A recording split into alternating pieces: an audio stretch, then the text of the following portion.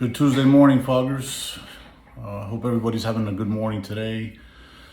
Hope your Monday was not too difficult. I know it's a drag to start the week, but you're getting closer to the end of the week, so it's something to always look forward to.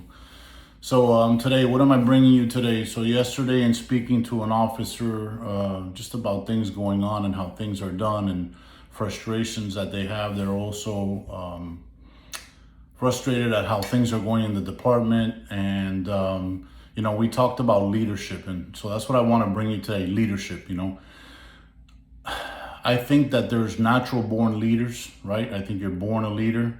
I do think to an extent leadership skills can be developed, right? But we have like these Colin Powell and General Schwarzkopf and certain presidents and stuff that are just natural born leaders. You can call them alpha males, you can call them alpha females, whatever it is.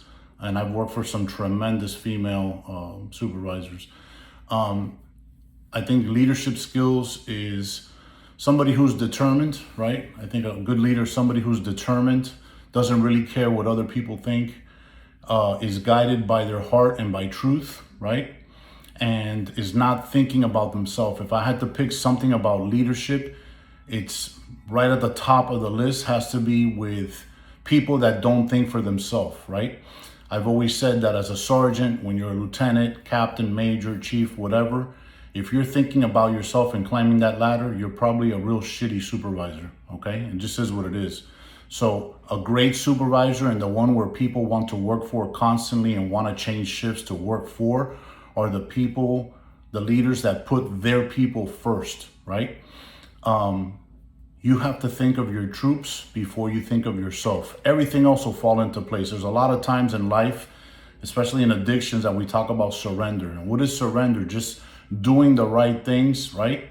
And letting the man upstairs take care of stuff. So as a leader, we see things going on in the department and the frustration that things are not going to get better, that, like we've said before, and it sucks to think, and I don't want to think in a negative light, especially if you're in a dark place. But you have to start doing things for yourself. It doesn't look like anybody's going to give a shit anytime soon.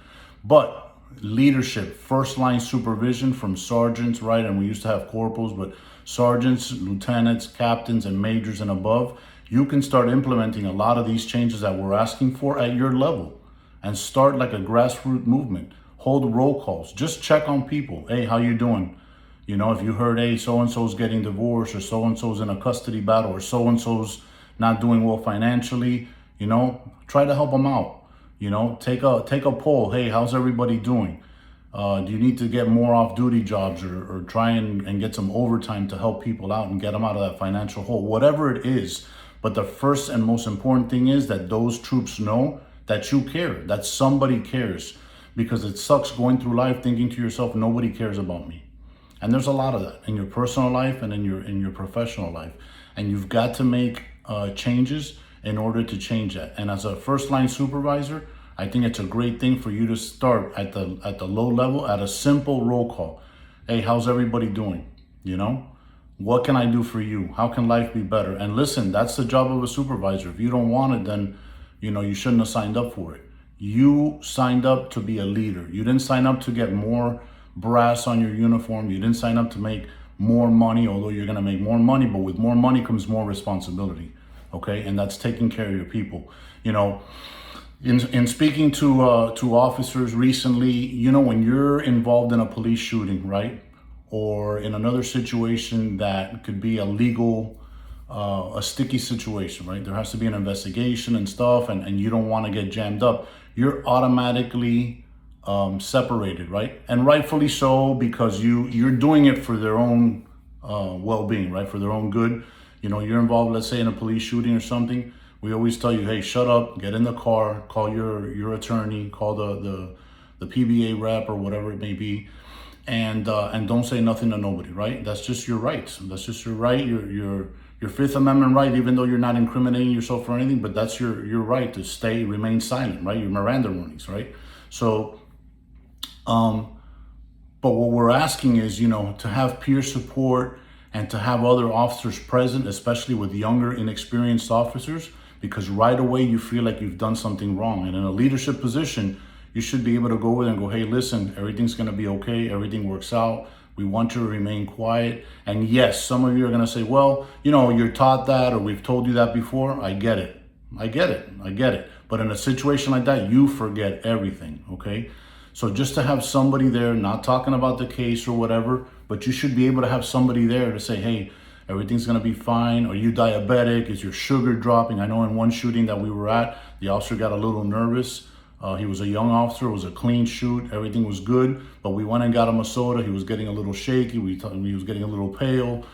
Just go and say, hey, listen, can we call somebody for you? Because, word of mouth gets out. Just simple things where just take a leadership position.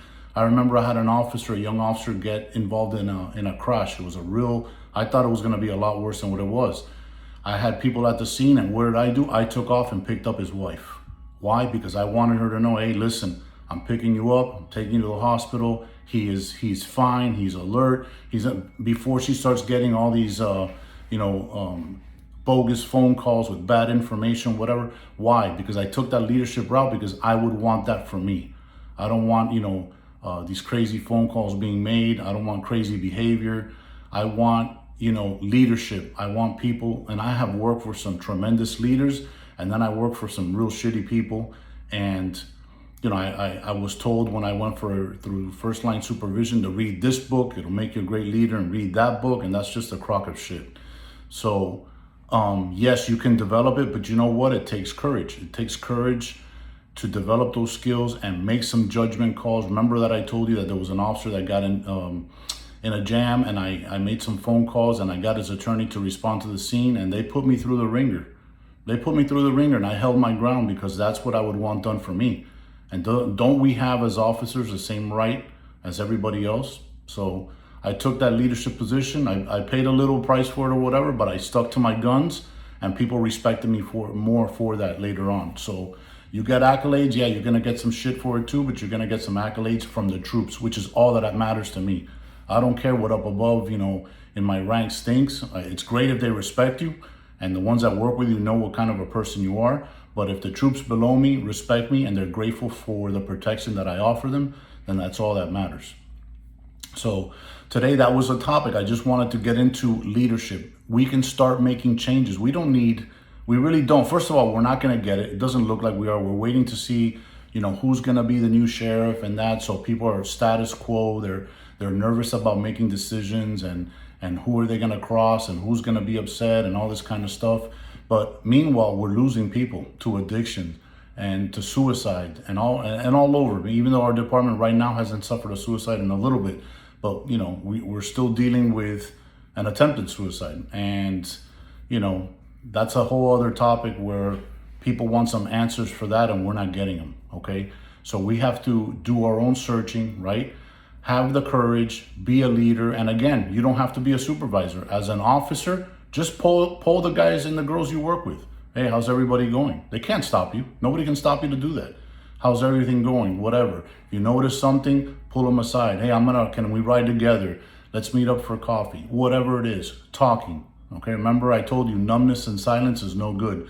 We need to have people talking, okay? Let's start working on each other, unifying, okay? Checking in with everybody, and just create that leadership within yourself, okay? If you're not a natural born leader, you can start to create that culture of leadership, and it'll spread like a wildflower, right? Like a wildfire, I should say. So it'll spread, and you'll be able to check in with people around you, and we can start doing something at our level, right? It doesn't look like there's anybody coming, right? We don't hear the sirens coming, and that's a pretty shitty feeling. But we can take care of ourselves. It starts with ourselves, and then the men and women around us, okay? So have the courage, start those leadership skills. For you that have rank, you should be starting to do that in your districts and in your substations. You should be doing that. There's no reason why. Don't blame other people, and like I've always told you before, don't go crying at funerals. We should have done more. You're getting ample warning that there's tougher days coming ahead, okay? And the tougher days that come in this country, it's gonna trickle right down to you guys. More responsibility. There's the camera unit. They respond now to police shootings. And the first thing they want to know is whether we messed up or not and how to, talk to the media. That's bullshit, okay? They should be responding to help you. And I know they're overworked and there's all kinds of excuses, but those are just excuses, okay? So we have to help ourselves. Develop your leadership skills and some courage and help the people around you. That's the message for today. Thank you. Have a good day, guys, and I'll talk to you tomorrow. 3M Fog.